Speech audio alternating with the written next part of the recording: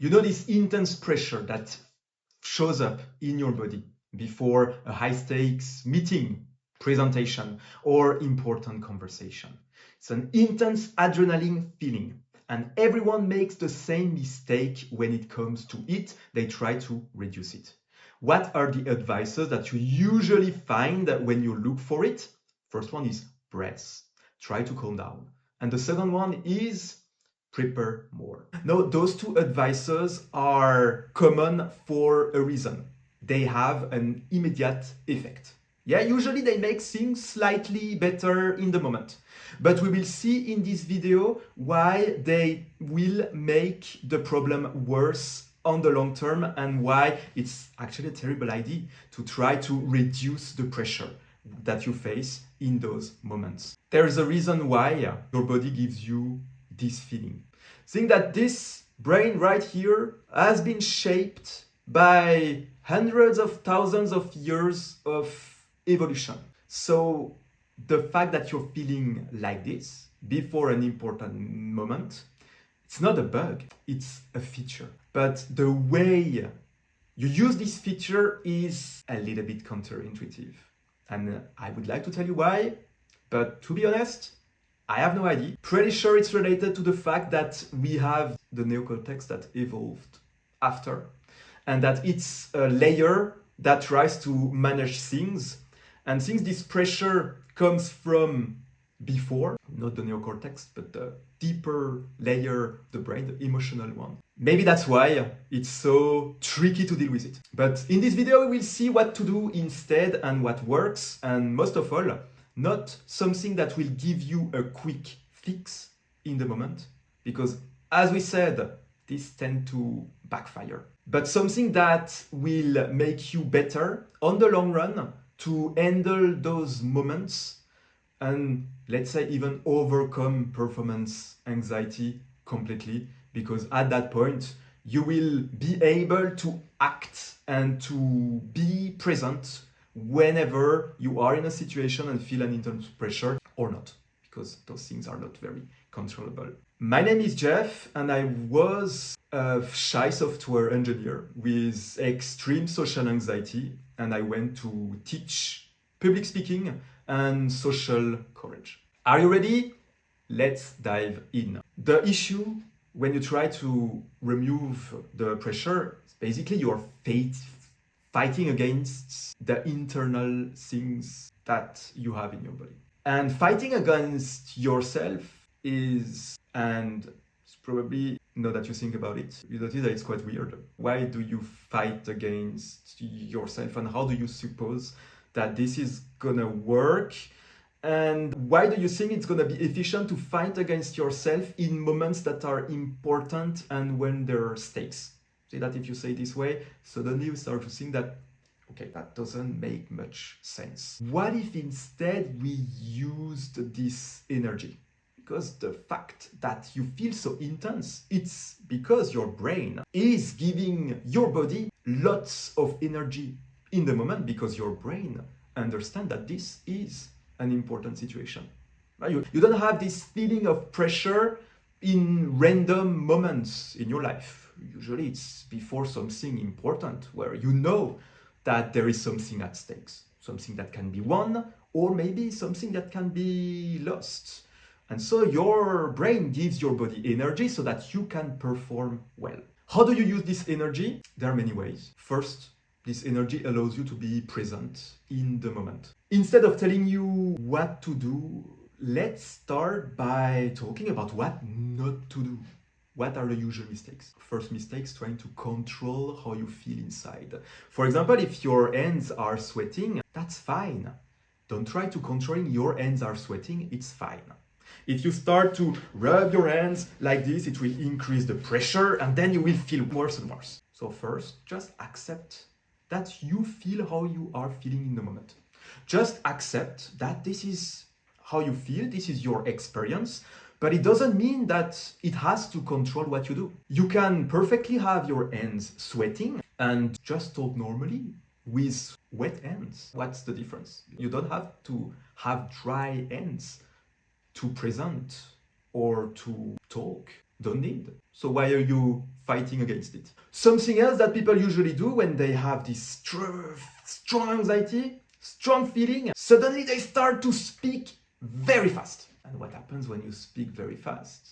You have less time to think. Sometimes you miss some word, some things don't come out smoothly inside from your mouth, also makes things worse. Why do people speak so fast? Well, it's because silencers add pressure. But again, if you want to remove pressure by removing silencers, you're again fighting to change how you feel inside you.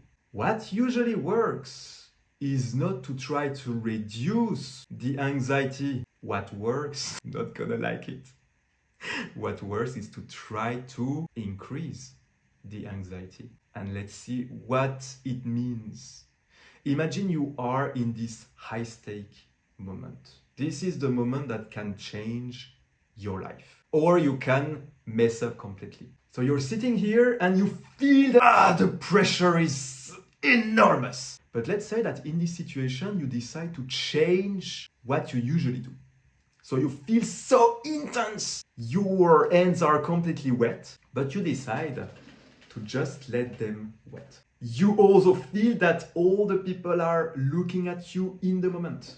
So usually people in a stress, they avoid looking people in the eyes. But here, since you know that avoiding to look people in the eyes might reduce pressure, you want to increase it and you look people in the eyes silently or by speaking a bit slower than usually. If you do that, the pressure will increase even more.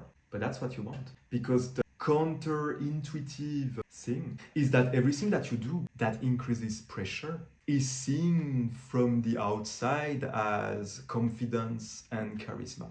I'd like to tell you why? Not really sure. My theory is that, we have those neuron mirrors in our brain. If you see someone doing something extremely awkward, usually you feel the awkwardness. But since we all have basically the same social brain, we all know what's pressure, we all know what's performance anxiety. So I think that when we notice that someone is doing something that in us usually increases the pressure, the neurons, the mirror neurons might, it's just a theory, don't know if that's true, educated guess, they imagine themselves doing the same, but since they cannot feel your pressure inside, that's just for you. The pressure inside you can be extreme. People around have no idea. So if you're just sitting here, looking people in the eyes, talking slowly, and not moving your hands that are sweaty, but no one knows, what people interpret when they look at you is that, wow, that's something I couldn't do. Or they know that this is something that they got from years of experience. So that's the idea. Now you can say, wow, Jeff, I get it, but this seems completely crazy, and I have my presentations coming tomorrow and I have no idea if I can do that. I have no idea. Never did it before. How can you know it works if you never did it before? Here's the truth. You're not gonna like it, but if your presentation is tomorrow, that's a bit late. No, you can try, obviously. Good idea to try. If it's tomorrow, I'm so giving you this following advice. Preparing. Too much preparation is a bad advice, but you still need to know what you're gonna say. Too much preparation is a bad advice for two reasons. First one is if you prepare a lot and you start to somehow memorize what you're gonna say, it will turn out robotic. And if you get any question or any interruption during the moment you talk, you will be lost. And even since the pressure is very high, you might get this mind freeze problem and completely lose what you're gonna say. And then it will make things worse. But also, yes, preparing a lot reduces the pressure. But the problem is if you have to over-prepare for everything, it's gonna be very hard for you in the future. So you need to prepare enough to know your point, but not more than this. Otherwise, you will lose authenticity and you will create a kind of preparation addiction. So you have to prepare, but not over-prepare. So that's why I said that prepare is a bad advice. Now, what you can do if you have this thing going tomorrow, just try to apply what we said. Just try to increase the pressure instead of trying to reduce it. Maybe it will work well, maybe not that much, but look, this is your current level. You cannot fake being higher level that you already are. So accept that this shot you're gonna make tomorrow is just your current level at handling situations like that. And now let's talk how we will overcome it completely and fully so that you can enjoy a life of let's go to these high pressure moments and perform. There is one misconception when it comes to communication and performance anxiety is that you need to prepare in those same situations that the situation you will face. For example, if it's about presenting in front of executives, you don't need to practice presenting in front of an executive 50 times before it feels better. It's not about the situation. This brain over here doesn't have a switch that says presenting in front of executives is scary. This brain here has been shaped by evolution, mostly in the wild, in small tribes. There is no such thing as high-stakes meeting with executives. There is no such thing as presentation in front of the most important customer. Those things are constructs coming from the world we are living in right now. The only thing that exists in this here that's more general is the sensation. It is important.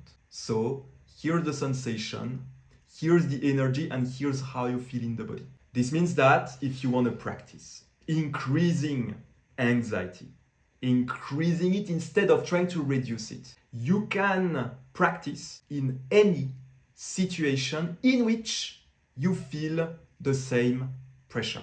And the good news is that it doesn't have to be at work. You can practice everywhere. Most people feel some resistance talking to people in the street. Try it. Go in the street. Try to talk to someone. What shows up in your body? Maybe it's the same sensation. If so, it means that it's a way for you to practice. If for you talking with people in the street is fine, maybe it's something else. Maybe it's talking to groups. Maybe it's going at certain events and talk to the crowd. The idea is that every time you do something that triggers the same sensation in your body, you're practicing the skill of performance anxiety. It's just about the sensation. And this is where people who are shy or who have social anxiety have an insane advantage over everyone else. They can practice everywhere. My case, I practice those skills. Talking with people in the street, talking to people I didn't know at networking events or groups, public speaking at Toastmasters, talking in front of crowds, organizing events. It was very easy for me to find moments with the same sensation. I know I'm trained to perform under pressure, and it even changed how I see it. I started to like it and to enjoy the process. And that's how you learn to handle performance anxiety on the long term. You have to find what are the situations for you that you can easily create. Doesn't take too much effort to go into those situations, and then practice what we said. Do whatever increases the anxiety instead of trying to reduce it. And now you have the keys to handle performance anxiety. If you like this video, you can subscribe to the channel, you can write me a comment. This can help other people who are facing the same problem. If there are things that you are not clear in this video, write a comment so I can clarify and give you something more precise, maybe. And if you are looking for a path or a way to overcome social anxiety and shyness, you can check out my book. It's in the description. I wish you a super good day. Bye-bye.